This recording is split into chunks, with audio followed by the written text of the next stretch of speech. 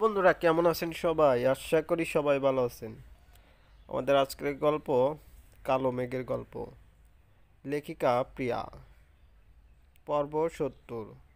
গল্পটি ভালো লাগলে অবশ্যই লাইক কমেন্ট শেয়ার করবেন। আর একটি কথা, এখনও যদি চ্যানেলটি সাবস্ক্রাইব না করে থাকেন প্লিজ সাবস্ক্রাইব করে। গায়ে হলুদ শেষে পায়রা আর রিতা মিলে ডান্স করলো, মেঘকে মাঝে বসিয়ে। বন্ধুরা, এই গানটি আপনারা পড়ে নেবেন। লীলাবালি লীলাবালি বড় যুবতী সৈগ, বড় যুবতী সৈগ, কি দিয়া সাজাই তোরে। লীলাবালি লীলাবালি বড় যুবতী সৈগ, বড় যুবতী সৈগ, কি দিয়া সাজাই তোরে। মাতা চিয়া টিকা দিমু জন্মা লাগাইয়া সৈগ, জন্মা লাগাই।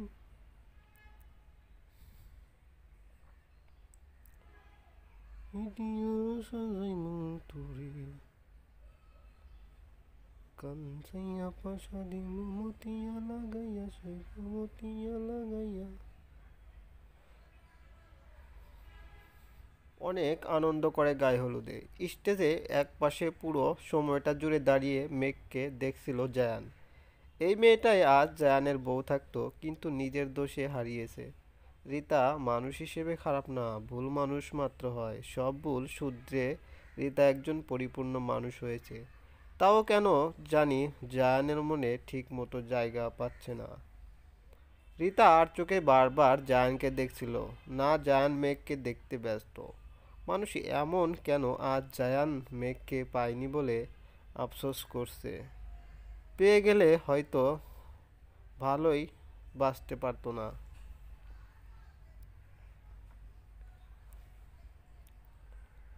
মেহেদিরাঙ্গা হাতে মেঘ বসে আছে, নুরি মেয়েকে খাইয়ে দিচ্ছে। নুরির চোখগুলো বারবার ঝাপসা হয়ে যাচ্ছে। মা, তুমি কাঁদছো কেন? আমি তো তোমার কাছেই থাকছি, দূরে তো যাচ্ছি না। মেয়ের বিয়ে হয়ে গেলে যে মেয়ে পর হয়ে যায় রে। আমার ছোট মেঘ দেখতে দেখতে কত বড় হয়ে গেল। মেঘ মায়ের গলা জড়িয়ে ধরে কান্না করে দেয়। তোবা বলল, কি হচ্ছে এসব এখানে? কান্নাকাটি করার কি হলো? ভাবি, কাল মেয়ের বিয়ে আর তুমি মেয়েটাকে কাঁদাচ্ছ। কি করে থাকবো আমার মেয়েটাকে ছাড়া? আমাকে ছাড়া থাকবে মানে? তুমি তো আমার সাথেই থাকবে। পাগলি মেয়ে।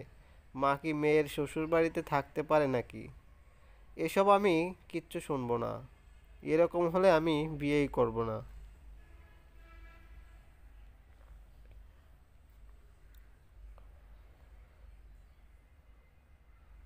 পাগলামি শুরু হয়ে গেছে। আচ্ছা, আগে বিয়ে হোক, পরে দেখা যাবে। পায়রা বলল, চল, কিছুক্ষণ না ঘুমালে কাল চোখে কালি পড়বে। মেঘ হাতের মেহেদি তুলে হাতের মধ্যে উদয়ের নামটা চিকচিক করছে। মুচকি হেসে উঠে মেঘ, নিশ্চয়ই উদয়ের হাতেও মেঘের নাম আছে। ঘুম থেকে উঠেই মেঘকে নিয়ে পার্লারে ছুটে পায়রা। গোল্ডেন শাড়ির মধ্যে লাল পাড় জুড়ে স্টোনের কাজ। কোনো সোনার গহনা নেই মেঘের চয়েস মতো। উদয় স্টোনের জুয়েলারি দেয় মেঘ। হিজাব বেঁধেছে, ব্রাইডাল মেকআপে মেঘের কালো চেহারা লুকিয়ে গেছে। শ্যামলা রং, বোঝা যাচ্ছে মায়াবী লাগছে মেঘকে। মেঘের সাথে ম্যাচিং করে পায়রা গোল্ডেন শাড়ি পরেছে। খোলা চুল আর জুয়েলারি বলতে কানে দুল আর মাথায় টিকলি। পার্লারে সেজেছে পরীরা, যেন পায়রার কাছে হার মানে। পায়রা মেঘকে দেখে চোখ থেকে কাজল নিয়ে মেঘের কপালে ছুঁয়ে দেয়। আমার মেঘকে কি সুন্দর লাগছে, কেউ যেন নজর না দেয়, তাই কালো টিপ দিয়ে দিলাম। তোর নিজের কপালে টিপ দেই। আজ নির্ঘাত কত ছেলে যে তোকে দেখে হার্ট ফেল করে। মেঘ, তুইও না? চল চল, বর মনে হয় এতক্ষণে চলে এসেছে। মেঘ আর পায়রা সেন্টারে এসে পৌঁছায়। রিতা, তোবা, তানহা, মুন্নি সবাই গাড়ি থেকে মেঘকে নামায়। ক্যামেরাম্যান এসে ক্যামেরা ধরে। মেঘ সেন্টারের ভিতর গিয়ে পৌঁছে এর কিছুক্ষণ পর উদয়রা আসে। উদয় লাল খয়েরি শেরওয়ানি পরেছে, আর সব ছেলেরা লাল খয়েরি পাঞ্জাবি পরেছে। তিয়াসকে সবার মাঝে আলাদা লাগছে।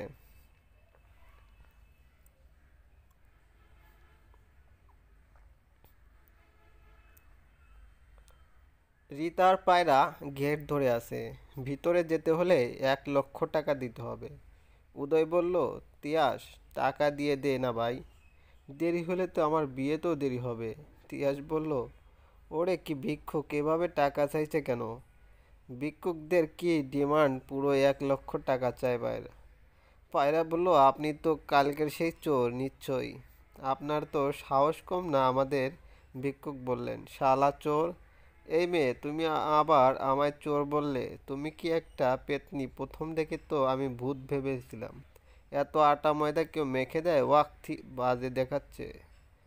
এই চোর, এইগুলো মেকআপ, মেকআপের নাম জানা না বলে আটা ময়দা। আর তোমাকে বলতে হবে না আমায় বাজে লাগছে কি না, অলরেডি 5টা প্রপোজ পেয়ে গেছি। হা হু হু হো মা গো। এই মেয়ে বলে কি, যারা তোমায় প্রপোজ করেছে নিশ্চয়ই তাদের মাথায় সমস্যা।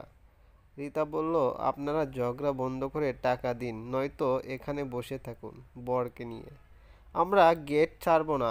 উদয় বলল, পায়রা, তুমি না আমার প্রাণের শালিকা, আমায় যেতে দাও, ওদের আটকে রাখো।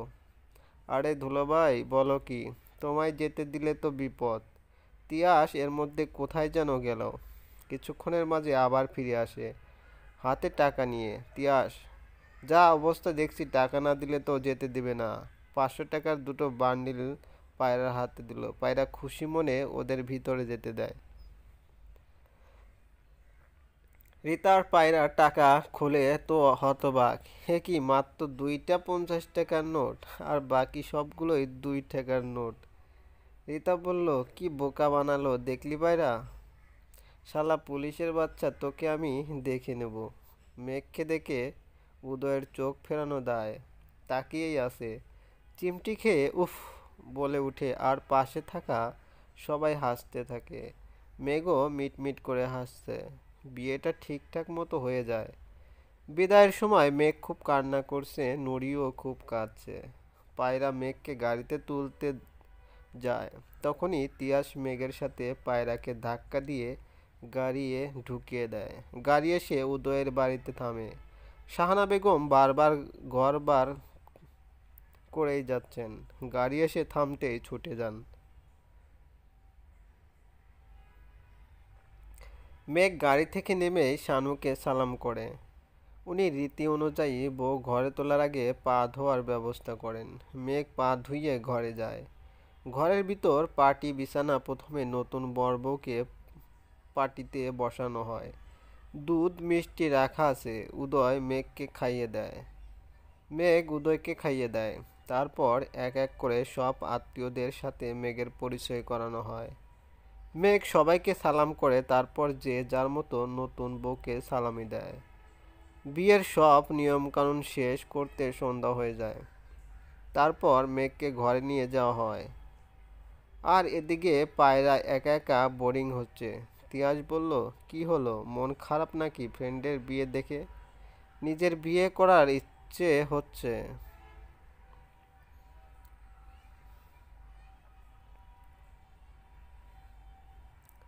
মেঘের অবস্থা দেখে তো বিয়ের যা শখ ছিল মিটে গেছে। আমার বিয়ে করা লাগবে না। মা গো মা, কি দখল যাচ্ছে মেঘের উপর। আসল দখল এখনো বাকি। ওরে বাবা, সেটা আবার কি? বলবো? বলেন। বললে মায়ের দিবে তুমি। রাতে খাবার শেষ করে শানু পায়রা ডেকে রুমে নিয়ে যান। শানু বলল, পায়রা মা, এই গহনাগুলো দিয়ে মেঘকে সাজিয়ে দাও। কি বলছেন আন্টি? মেঘ এই রাতের বেলা সেজে কি করবে? শানু মুচকি হেসে, বোকা মেয়ে, আজ মেঘের বাসর রাত না। পায়রা জিহ্বা কামড় দেয়। নিজের বোকামির জন্য নিজের মাথায় থাপ্পড় দেয়। শানু সোনার গহনাগুলো পায়রার হাতে দিয়ে চলে যান। পায়রা মেঘের রুমে যায়। মেঘ মেকআপ তুলে ফেলছে, গায়ে বিয়ের শাড়ি জড়ানো আছে।